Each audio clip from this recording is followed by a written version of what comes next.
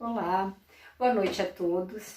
Estamos mais uma vez aqui com a oportunidade de fazermos uma reflexão em torno do capítulo 26 do Evangelho segundo o Espiritismo, dai de graça o que de graça recebeste. Para que nós possamos bem aproveitar esse momento, vamos buscar nos harmonizar, através da prece. Então vamos unir os nossos pensamentos, os nossos sentimentos, para solicitar aos nossos amigos da espiritualidade que possam nos envolver em sentimentos de paz, de equilíbrio, de amor e de muito entendimento. Que esse sentimento fraterno possa ser levado a todos os corações queridos que neste momento nós lembrarmos. Que possamos alcançar os nossos amigos, os nossos familiares, os nossos companheiros de trabalho e todas as pessoas que nesse momento estiverem precisando de um fluido benéfico, salutar, de um pouco de paz e de esperança. Mestre amado, a nossa gratidão por estarmos aqui neste momento buscando o entendimento dos ensinamentos por ti trazidos há tanto tempo. Assim, imensamente gratos a estes companheiros da espiritualidade que nos oportunizam e nos dão condições para que este trabalho aconteça, a nossa eterna gratidão. Assim sendo, imensamente gratos por tudo, nós iniciamos a reflexão desta noite.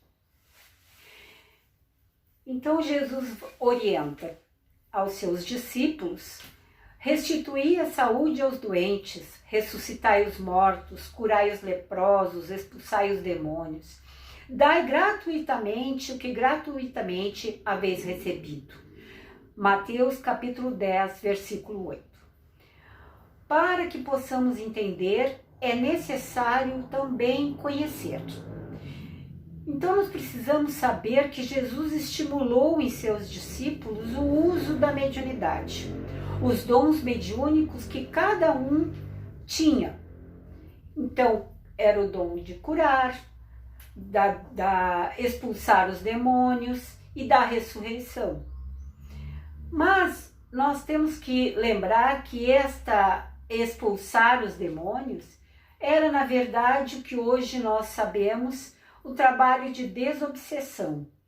E também a questão da ressurreição, que aquelas pessoas não estavam mortas, estavam talvez num estado cataléptico, numa condição de vida onde não era necessário sentir a vida pulsando em seus corpos, mas mortos não estavam, porque estaria contrariando as próprias leis.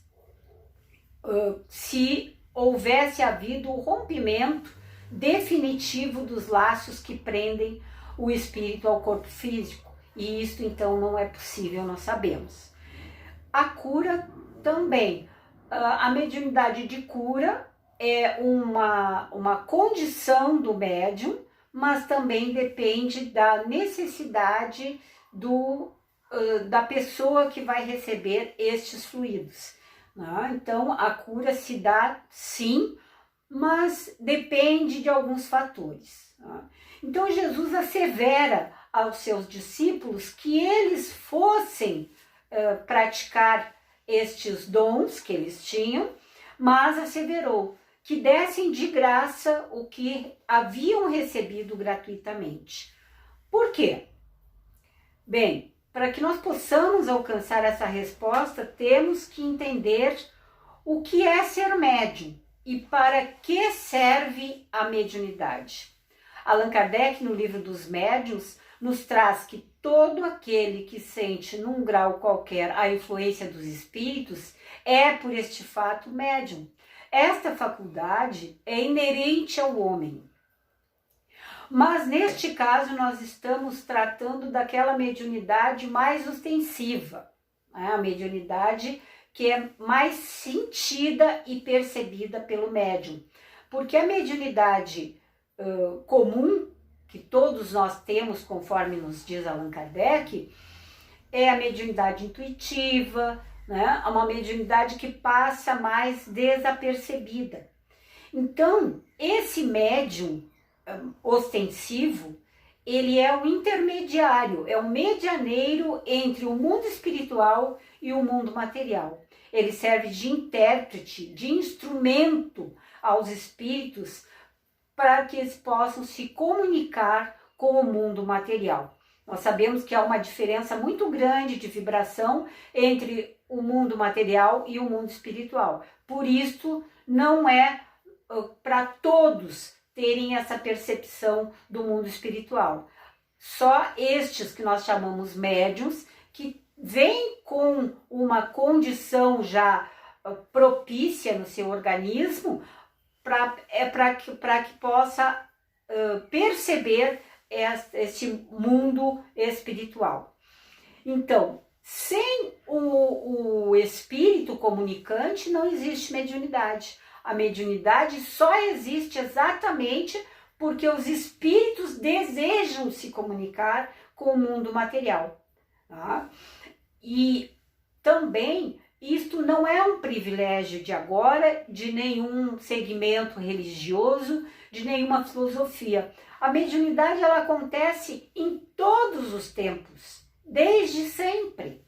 É um fenômeno natural, né?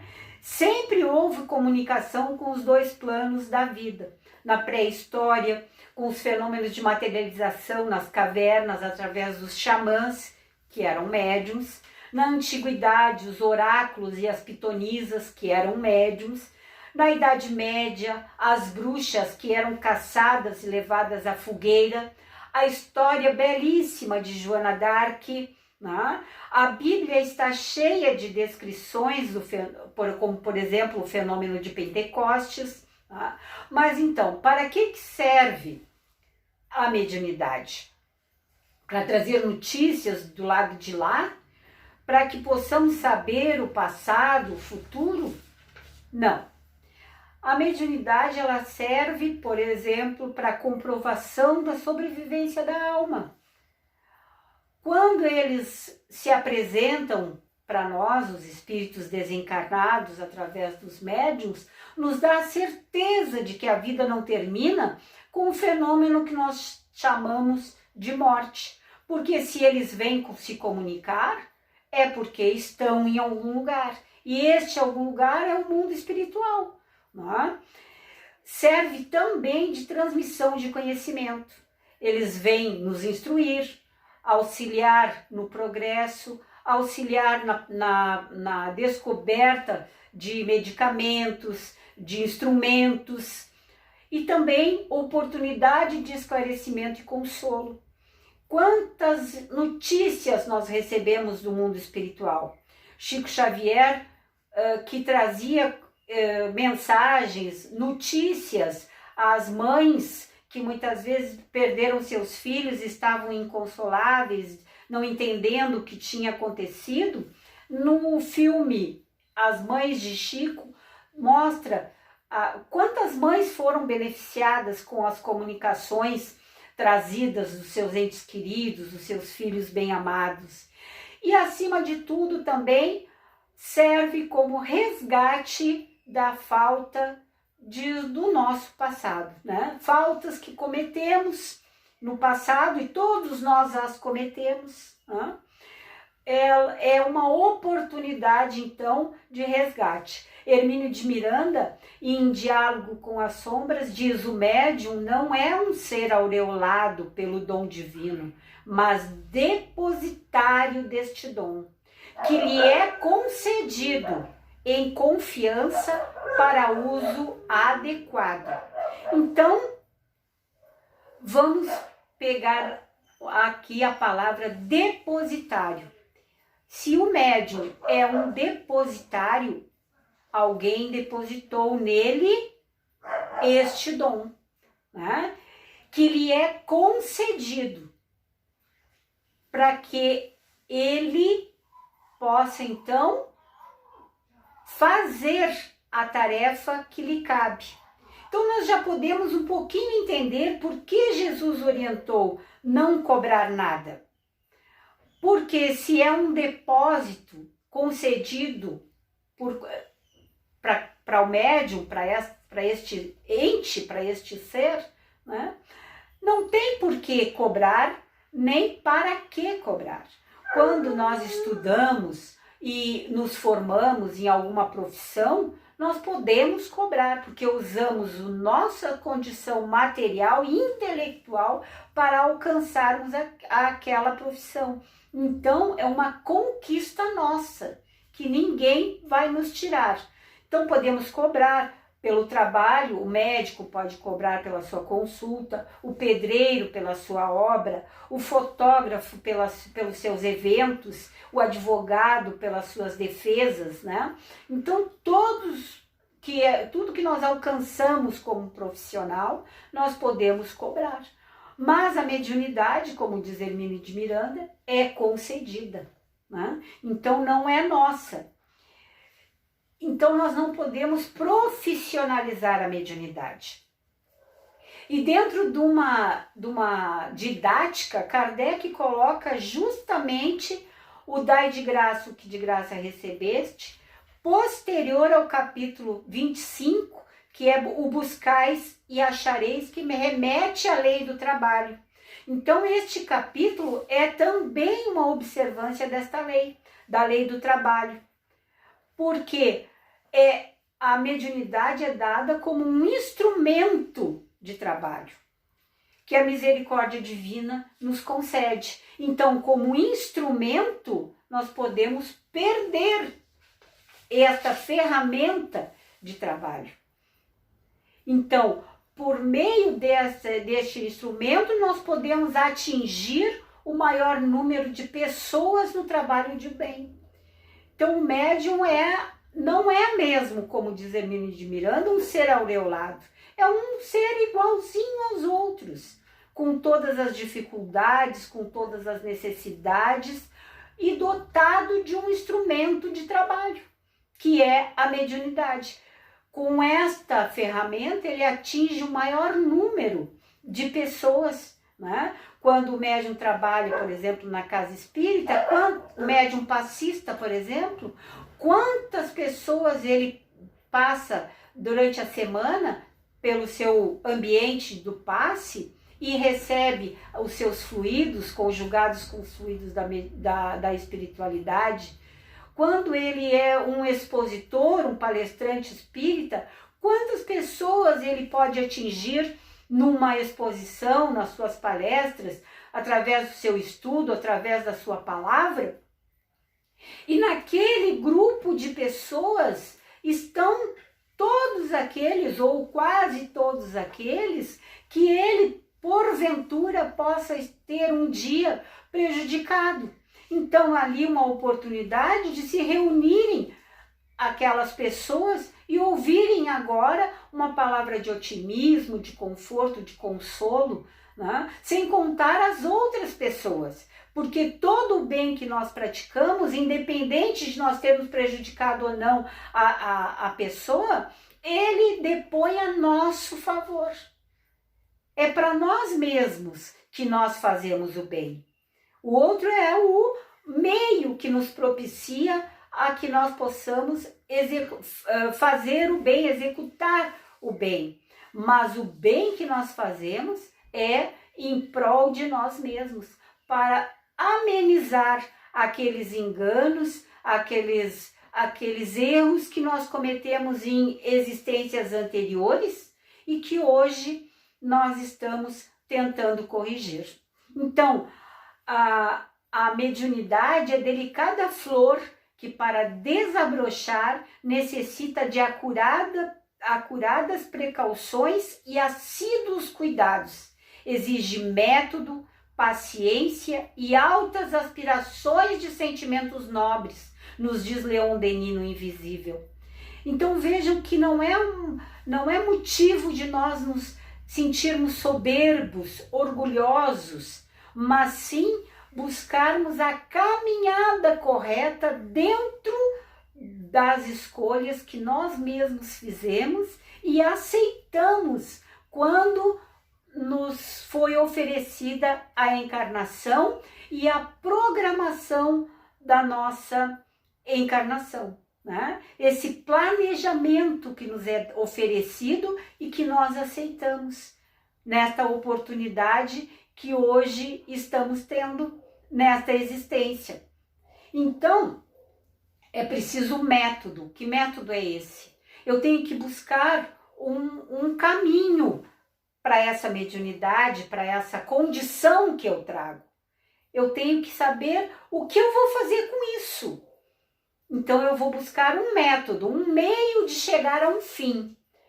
E com paciência, porque todos nós temos um ritmo para aprender, para desenvolver as nossas habilidades, as nossas aptidões. Então a paciência, porque precisa de estudo, precisa de aprendizagem, de condução. Então nós temos que, sim, exercitar a paciência. Sentimentos nobres. Precisamos, não só o médium, todos nós, independente de mediunidade ostensiva ou não, todos nós precisamos desenvolver em nós os sentimentos nobres. Não conseguimos tudo de uma só vez, mas através do autoconhecimento, né, nós podemos ver quais são os nossos piores sentimentos e tentar transformá-los para melhor, à medida da nossa capacidade, da nossa condição, com esforço e com paciência. E nós temos aí exemplos de médiuns que fizeram exatamente essa caminhada e chegaram à vitória, digamos assim, sobre si mesmos. Chico Xavier, Divaldo Franco, que tiveram sim que se disciplinar, ter paciência. Não é? Chico conta que no afã de ir para trabalhar, para a tarefa que tinha sido dita que ele teria, Emmanuel orientou ele ao estudo, e ele foi lá, estudou, voltou e disse: Deus, já li, já estudei. E ele disse: agora, vá de novo estudar novamente, e de novo, até que chegou o momento que ele finalmente estava pronto, né? Então veja que ele, além de disciplina, paciência para alcançar os seus objetivos. Divaldo Franco, que há pouco tempo teve a sua vida contada num filme, mostra ali o quanto de paciência, de perseverança, de estudo e de superação ele teve que ter para chegar aonde chegou. Porque, como todos nós, não são espíritos perfeitos ainda, né? Na condição de perfeito que nós somos capazes de atingir, então tiveram que também fazer o seu trabalho. São melhores do que nós? São. Um pouco mais adiantados do que nós? São.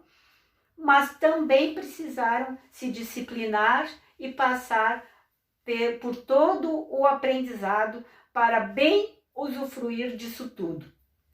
Em contrapartida, nós também temos os médiuns que perderam as suas faculdades mediúnicas por mal conduzirem-se dentro da mediunidade e sucumbirem aos apelos terrenos de ambição, de materialismo e etc. Por isso, Jesus orientou os apóstolos que nada cobrassem do que tinham recebido de graça, né? Que dessem gratuitamente, porque também corriam esse risco. Então, Jesus orientou eles para que não cobrassem. E esta orientação serve até hoje, né? No Evangelho segundo o Espiritismo diz: todo aquele que não tem do que viver, que procure os recursos para ganhar o seu pão de cada dia. Porque, inclusive orientando para que, se não tiverem condições de praticar mediunidade por falta de tempo, porque tem que trabalhar, etc., que deixem a mediunidade e vá então buscar o sustento E no momento propício, quando já tiver melhores condições, então, que se dediquem à mediunidade.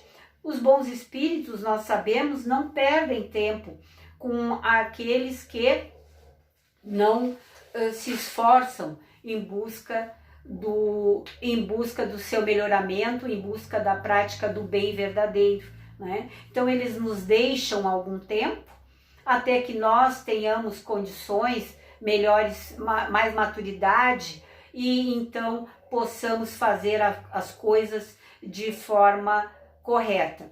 Então é por isso que muitos médiuns perdem a condição de se comunicar com os espíritos por algum tempo ou por muito tempo, até que novamente voltem ao caminho do que foi planejado e do que é correto, né? Temos muitas coisas que giram em torno da mediunidade com ideias errôneas por falta de conhecimento, por falta de busca do esclarecimento, né?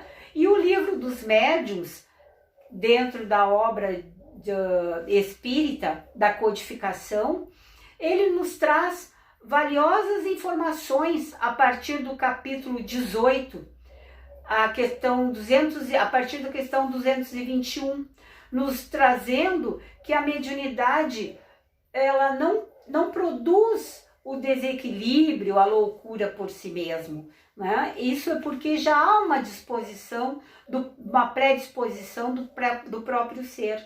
Quem tem mediunidade tem que trabalhar, tem que exercitar a mediunidade. Não é uma verdade, né? Nós temos que ter condições, temos que ter tempo, temos que primeiro fazer estudo, conhecer, para que aí então nós possamos bem usufruir dos benefícios que a mediunidade traz.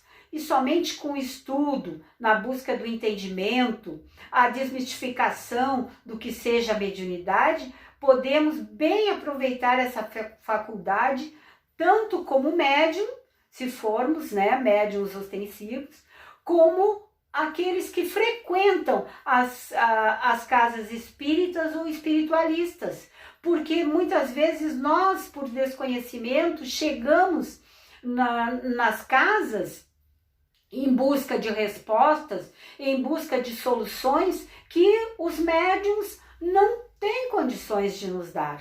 E aí nós nos frustramos, saímos muitas vezes decepcionados, amargurados das casas e deixamos os médiuns muitas vezes também decepcionados, tristes, por não poderem corresponder às nossas expectativas, né? Nós sabemos que os centros, as casas espíritas, espiritualistas, estão como fonte de recurso, de reabastecimento das nossas energias, das nossas forças, né? Nos trazendo reequilíbrio espiritual, reequilíbrio muitas vezes moral, para que nós possamos seguir a nossa trajetória, fazer as mudanças que são necessárias em nós, que trarão a nossa cura verdadeira, né? O nosso equilíbrio espiritual e muitas vezes o nosso equilíbrio físico, tá?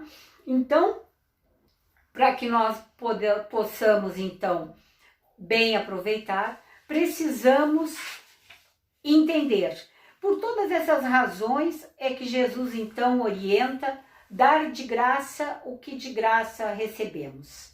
Que possamos, através do entendimento verdadeiro dessas questões, que trazidas há tanto tempo são tão atuais, nós possamos bem usufruir destas condições que nos são dadas por Deus, nosso Pai, para que nós possamos nos melhorar a cada existência, a cada momento, porque a nossa vida é sempre um hino de progresso, de amor, de melhoramento.